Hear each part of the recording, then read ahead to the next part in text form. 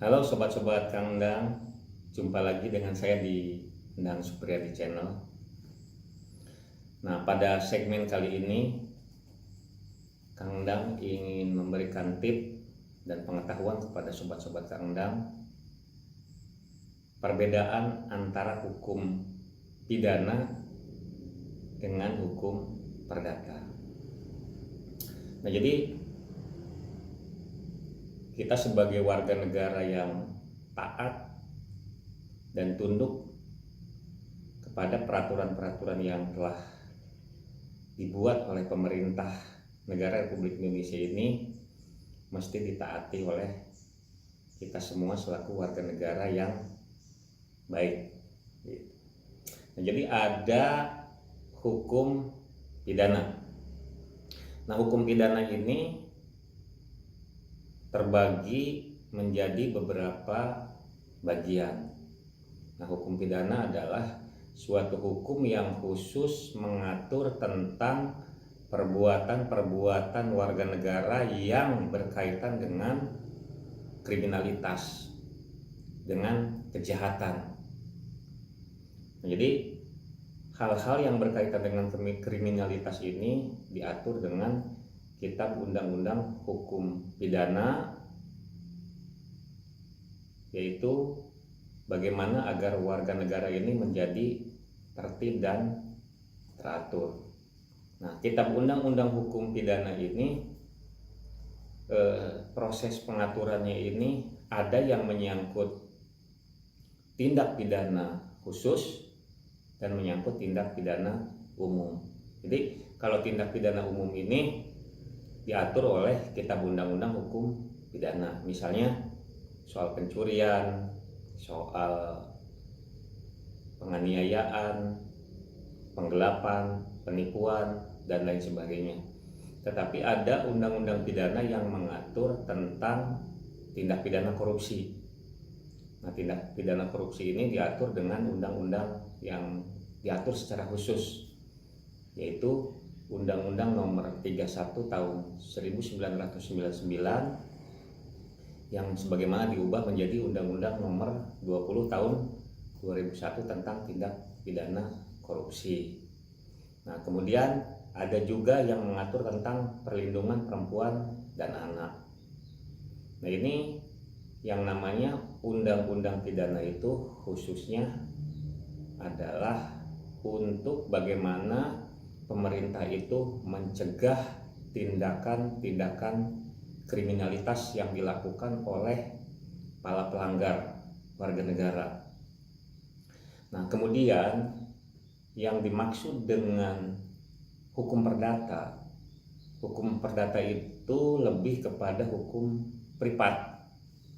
Nah, di dalam hukum perdata itu mengatur tentang hal-hal yang berkaitan dengan kepentingan seseorang maupun korporasi, badan hukum, yaitu tentang masalah bisnis misalnya. Jadi hal-hal yang berkaitan dengan materi itu diatur di dalam Kitab Undang-Undang Hukum Perdata yang sifatnya merupakan hukum privat. Nah, jadi sebagai contoh, di dalam menjalankan kehidupan sehari-hari kita ini, semisal kita ini merasa dirugikan oleh pihak lain. Nah, di dalam mengatur suatu kerugian di dalam hukum privat ini, yaitu menggunakan Kitab Undang-Undang Hukum Perdata.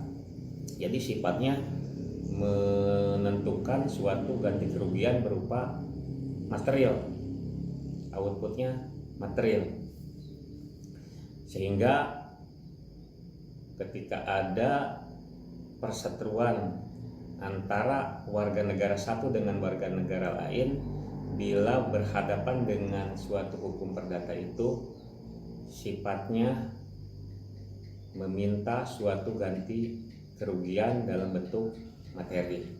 Nah, berbeda dengan hukum pidana. Kalau hukum pidana ini bila hak-hak kita itu dirugikan oleh pihak lain, tentu itu akan berhadapan dengan kurungan badan.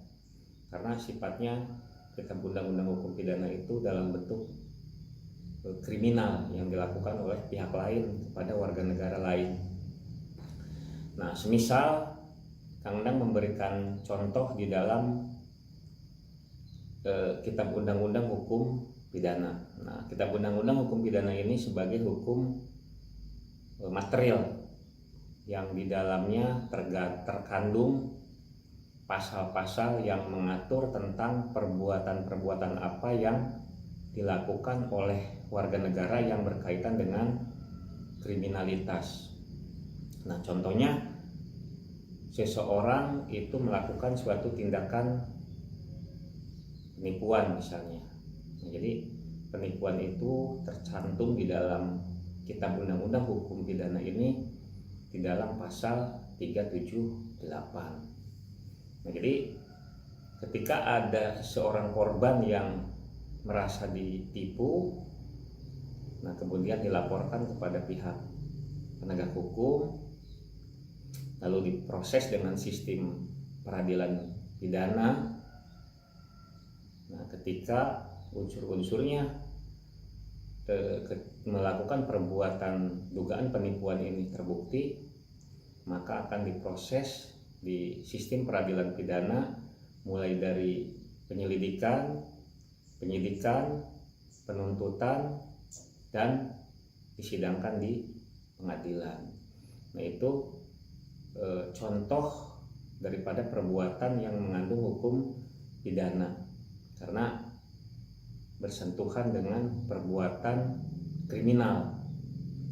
Tetapi bila di dalam suatu perbuatan itu mengandung hukum perdata, Kang Endang contohkan bahwa seseorang itu semisal meminjamkan suatu kendaraan misalnya kepada pihak lain dengan dasar hukum adalah perjanjian.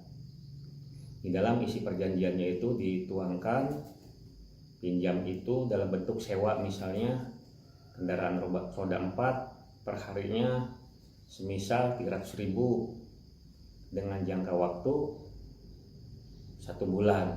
Nah, di sana ditentukan berarti 300 kali 1 bulan itu berapa jumlahnya, maka perjanjian itu dibuat di mana, tanggal berapa, bulan dan tahun harus lengkap. Nah, ketika di kemudian hari seseorang yang telah meminjam kendaraan kita itu pas waktunya sesuai dengan perjanjian tidak membayar, maka kita bisa menggugat secara proses hukum keperdataan, yaitu menggugat hak kita, hak orang yang telah menyewakan kendaraan itu kemudian pas waktunya tidak dibayar.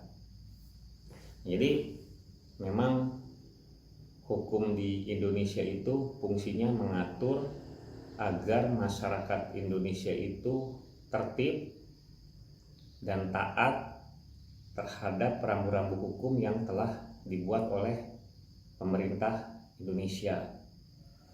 Karena yang namanya hukum itu fungsinya adalah untuk merekayasa perilaku sosial yang tujuan akhirnya adalah menciptakan rasa aman dan rasa nyaman serta menciptakan ketertiban umum agar masyarakat Indonesia ini menjadi masyarakat yang aman dan sejahtera, diatur oleh hukum dan perundang-undangan yang berlaku di negara kita. Nah, oke.